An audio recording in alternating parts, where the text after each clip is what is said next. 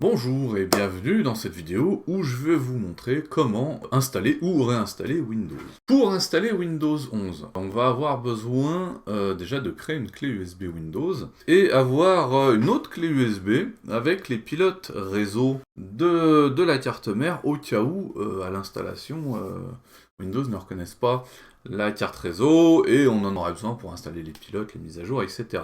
Voilà, au moins la carte réseau. Dans un premier temps, on va créer la clé d'installation. Donc pour ça, on va aller sur le site de Microsoft pour aller télécharger l'ISO de Windows 11.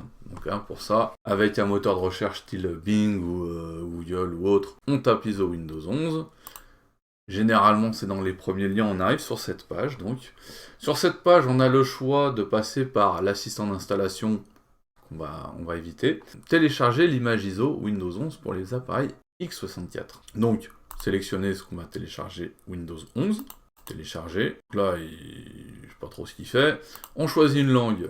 La langue que vous souhaitez, on met français aujourd'hui. Et là, il vous propose de télécharger l'ISO en 64 bits. Voilà. Donc là, il a lancé le petit téléchargement. Une fois téléchargé, donc, hop, on va se retrouver dans le répertoire téléchargement. Mais il va nous manquer quelque chose pour créer la clé USB. On va avoir besoin de Rufus pour créer la clé USB d'installation. Donc, on va aller le chercher, Rufus, et on va le télécharger. Une fois téléchargé, on va le lancer. En s'étant assuré qu'on ait bien mis la clé USB d'au moins 8 Go au PC, on met oui. Voilà, donc là, on va choisir notre clé USB. L'image ISO, ça va être Windows 11 25H2. Le schéma de partition, bon, on peut mettre MBR ou GPT.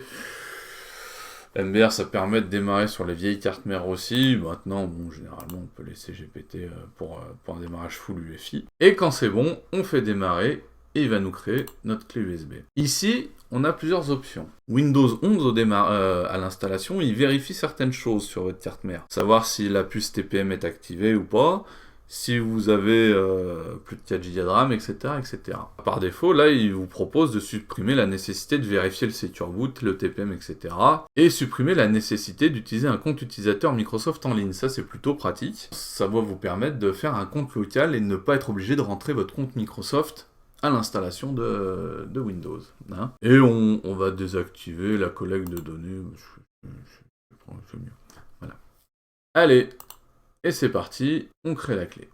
A few moments later. Voilà, donc une fois la clé faite, on va fermer et on va démarrer dessus. Donc au démarrage, selon les cartes mères, il y a des boutons de démarrage, ou alors on peut configurer ça dans le BIOS. Moi, par exemple, pour ma carte mère, c'est F11. ASRock, c'est F11, Asus, c'est F7 ou 8, je sais plus, F12 pour gigabit, etc. Quand on arrive au menu de démarrage, hop, on va choisir notre clé USB.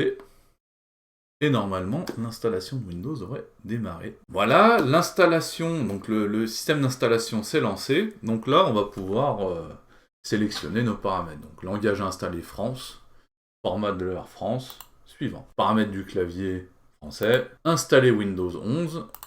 J'accepte que tout y soit supprimé, donc bien faire une sauvegarde avant. La clé, bah là tout de suite, on va dire que j'ai pas de clé. On choisit la version de Windows qu'on veut installer. Bon, là, on va rester sur famille. On accepte le contrat d'utilisateur final. Et là, on arrive sur le choix du disque. Si vous savez à peu près partitionner votre disque dur, si vous avez cette notion de partitionnement, tout ça devrait vous parler.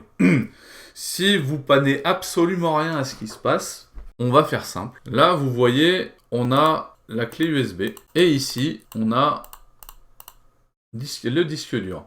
Ce qui est rigolo, c'est qu'ils ont inversé la notion de partition et de disque. Problème peut-être de traduction, je sais pas. Vu qu'on n'a qu'un seul disque dur ici, ça pose pas vraiment de problème. Quand on en a plusieurs, ça fait un bazar. Voilà. Donc là, ce qu'on va faire, c'est qu'on va supprimer toutes les partitions du disque. Et quand on arrive ici, vous voyez, où tout le disque dur, il n'y a plus rien dessus, on va le sélectionner. Et on va faire suivant, et là, l'installateur de Windows va s'occuper de tout mettre en place bien comme il faut. Voilà. Là, il vous fait un petit résumé, oui, je vais installer Windows. Ne rien conserver, bah, il m'a pas laissé trop le choix. Et c'est parti. One eternity later. Voilà, donc là, l'installation est terminée et il nous lance premier démarrage out of the box de Microsoft Windows. Pays, on va mettre France, ou le pays que vous souhaitez. Pareil, le type de langage que vous avez, enfin le type de clavier que vous avez. Vous souhaitez vous rajouter une deuxième disposition? Non, bah, à votre convenance, mais moi je m'ignorais. Ici, donc, il est temps de vous connecter à un réseau. Grâce à Rufus, qui a injecté un petit paramètre, on n'est pas obligé d'avoir un réseau. On a le petit bouton « Je n'ai pas Internet ». Petit aparté rapide, avant d'installer Microsoft Windows, quand vous lancez l'installation de Windows, débranchez votre câble réseau. Sinon, il ne va pas vous demander à un moment si vous avez Internet ou pas. Il va directement vous demander votre compte Microsoft. Voilà, donc débranchez bien votre câble réseau.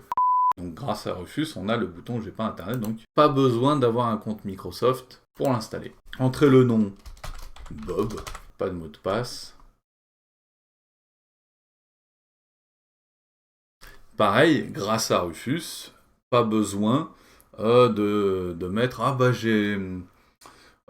j'accepte les pubs » ou « Je refuse les pubs », les choses comme ça. Voilà, il nous a simplifié la mise en route. Voilà, donc on arrive sous Microsoft Windows. Donc là, j'ai rebranché le réseau. Et on va aller installer les pilotes. Donc, 3 façons de faire. La première, c'est mettre à jour les pilotes via les mises à jour de Windows. Il n'y aura pas forcément tout, mais ça permet de dépanner.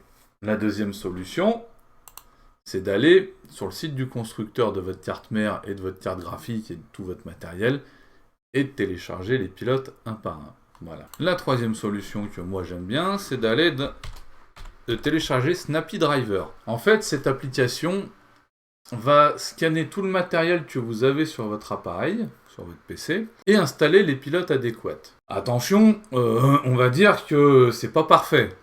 Il peut ripper sur 2-3 pilotes. Maintenant, si vous avez un PC assez simple, voilà, pas de souci. Donc vous pouvez installer ce logiciel. Moi, je conseille de télécharger la version full directement qui fait 48 Go.